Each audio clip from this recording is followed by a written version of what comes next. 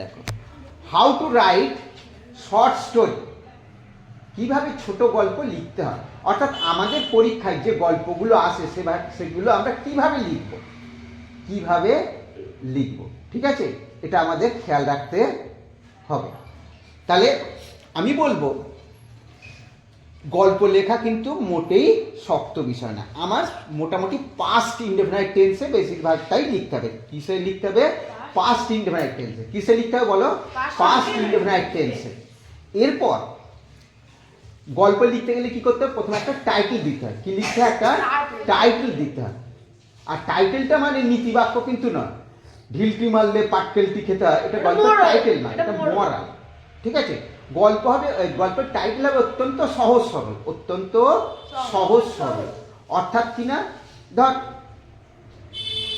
A dog and its shadow, একটা কুকুর এবং তার ছায়া, কথাই বলছি। ধর a farmer and his wonderful goose, এক কৃষক এবং তার বিস্ময়কর হাঁস। কি এ থ্রাস্টি ক্রো, একটি তৃষ্ণার্ত কাক। এরকম গল্পের সাধারণ টাইটেল হবে। আর তারপরে শুরুটা যখন করব এরকমভাবে শুরু করতেন, ওয়ান্স আপন এ টাইম, কোনো এক সময়, বা ওয়ান ডে, বা ওয়ান্স, এইভাবে শুরুগুলো আমরা করব। তাহলে কি বললাম?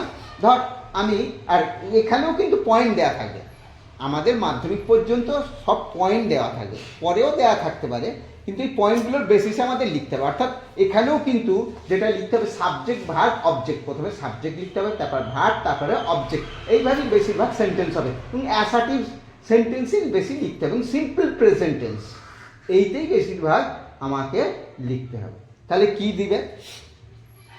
ধর এ থার্স্টি ক্রো দিলে, একটা তৃষ্ণার্ত কাক। তাহলে প্রথমে আমাদের কি করতে হবে? কোনো এক সময় একটা কাক হয়তো জঙ্গলে থাকতো, একদিন তার খুব তেষ্টা পেয়েছিল, সে জলের জন্য এখানে ওখানে খোঁজাখুঁজি করছিল, কিছুতেই জল খুঁজে পায়নি, তার খুব কষ্ট হচ্ছিল। তারপর সে অনেক ঘুরতে ঘুরতে একটা জায়গায় দেখতে পেল কি, একটা কলসি আছে, সেটা সেখানে গিয়ে উড়ে গিয়ে বসলো। হ্যাঁ, তারপর নিচে তাকালো, দেখলো সেখানে খুবই অল্প জল আছে। আর তখন সে বুঝতে পারলো না কিভাবে জল পান করবে, সে মুখ দিয়ে চেষ্টা করলো, ওটাকে ভাঙার চেষ্টা করলে কোনো কিছুতেই হলো না।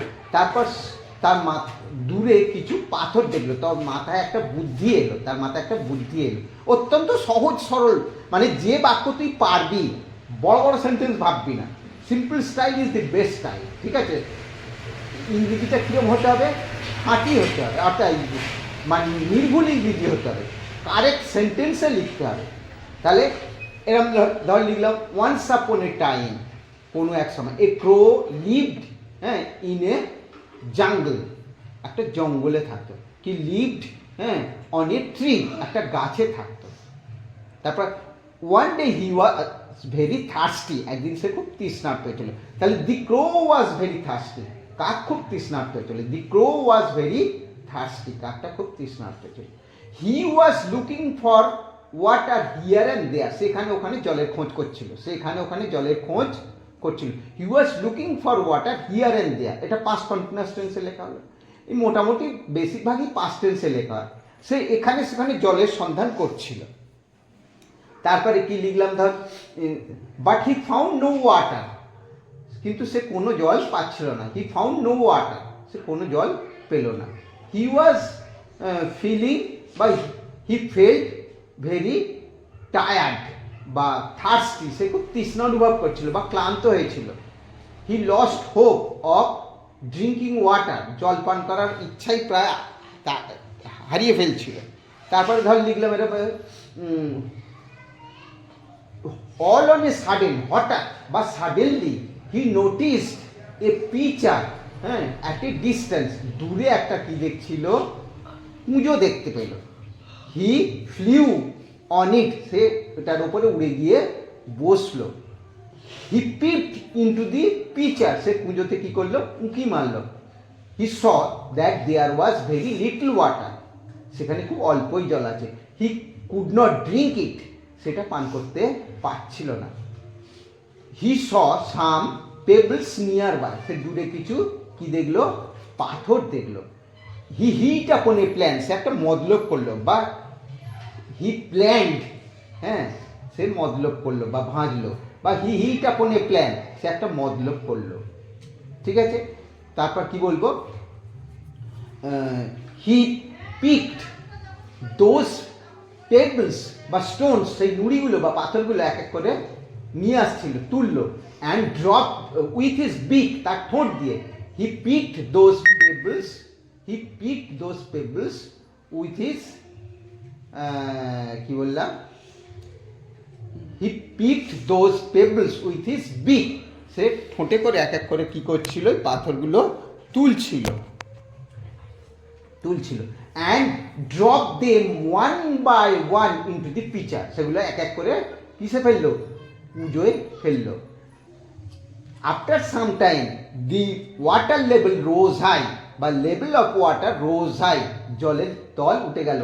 দেন হি ড্র্যাঙ্ক ইট, সেটা পান করলো হ্যাপিলি, খুশির সহিত, অ্যান্ড বা he drank it to its heart of hearts, প্রাণ ভরে পান করলো, ঠিক আছে, and he flew away happily, সে খুশিতে উড়ে গেল। শেষে কি লিখবো, ধর এরকম যে